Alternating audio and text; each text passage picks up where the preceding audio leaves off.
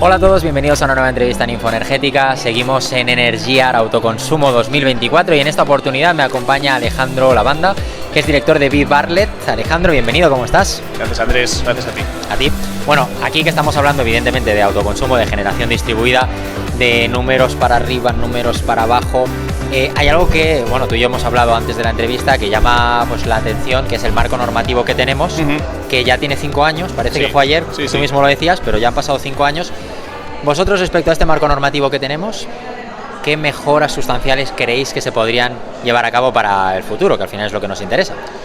Pues lo que nosotros vemos es que al final el marco se diseñó en un momento en el que tampoco se sabía cómo iba a responder el mercado. ¿Verdad? Al final tú plantas las cosas negro sobre blanco en el BOE y luego el mercado se desarrolla. El mercado se ha desarrollado, ha habido un boom enorme, sobre todo en el año 22, subida de precios, guerra de Ucrania, ayudas Next Gen.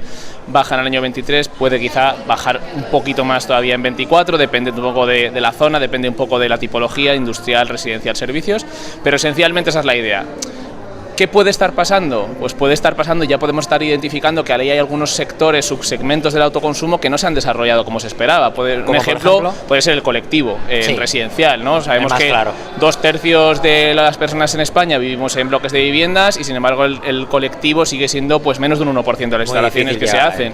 Instalaciones con excedentes pues tampoco son muchas, ¿no? Y al final, ¿cuál es el desarrollo también de otras herramientas y cuál es el desarrollo de otras tecnologías como el almacenamiento detrás del contador? Pues bastante escaso, ¿no? Estamos en España como en cifras varios 15 o 20 puntos por debajo en penetración de behind the meter, de almacenamiento detrás del contador, frente a países europeos que tienen marcos normativos también similares, ¿no? Entonces sí que es verdad que parece que podría haber ciertos espacios para facilitar mejor determinadas instalaciones, quizás son los trámites, quizás son ayudas específicas económicas a un determinado tipo de instalación, o quizá es una parte más legislativa, ¿no? De incorporar y avanzar, desarrollar una parte del Real Decreto de Autoconsumo, quizá con recursos de flexibilidad, recursos de generación distribuida integrados en el mercado, que puedan participar en el mercado a través de agregadores, ese tipo de cuestiones que también están ahora mismo en consulta pública por parte del Ministerio y de la CNMC, podrían desarrollar y podrían hacer que aparezcan nuevos sectores, nuevos tipos de instalaciones y nuevos tipos en definitiva, de negocio para las empresas que están aquí hoy. Claro, nuevas oportunidades. ¿Sirve mirar en otros mercados?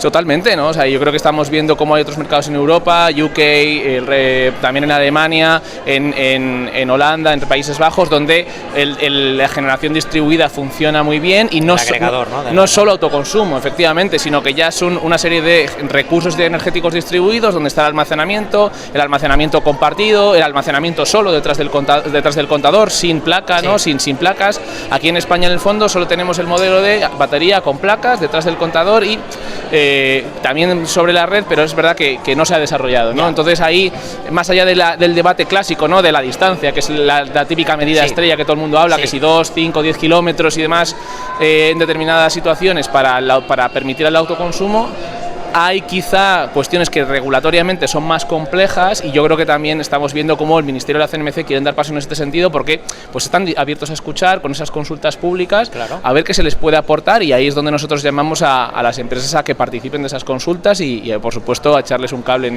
ese proceso. Claro, lo mismo pasa con los datos, ¿no? O sea, obtener los datos de autoconsumo, hay alguien que dice un número, otro que dice otro número, o sea, eso también a lo mejor ayudaría a dar más visibilidad, más certidumbre de cómo está. Al final, nosotros que defendemos como unas políticas públicas basadas en la evidencia, como no puede ser de otra manera, si tú no sabes los datos de cómo se está instalando un sector, de cómo se está desarrollando un sector desde un punto de vista simplemente económico, no puedes tampoco afinar en las soluciones cuando ahora parece que se gripa un poco el motor, ¿no?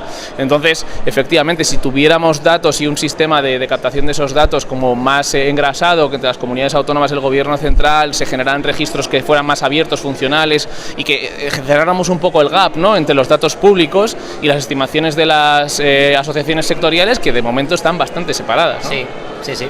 Bueno, pues oye, Alejandro, ha sido un placer hablar contigo. Creo que el tema es súper interesante, el marco normativo, que me gusta mucho eso de que hace 5 años y parece que fue ayer, pero totalmente. Igual se nos puede quedar algunas partes necesitadas de una mejora o de afinar, porque no sabíamos cuándo se implementó. Exacto. Qué resultado iba a tener. Ni sabíamos cómo iba a ir, ni nadie tenía la bola de cristal para saber que el precio del gas se disparaba, que había una guerra aquí. Perfecto, pues un placer, Alejandro, muchísimas gracias. Gracias a vosotros. Espero que os haya parecido interesante la entrevista. Si queréis conocer más acerca de Vivarlet, aquí en la descripción del vídeo os dejamos el link de la empresa y nos vemos en una próxima entrevista.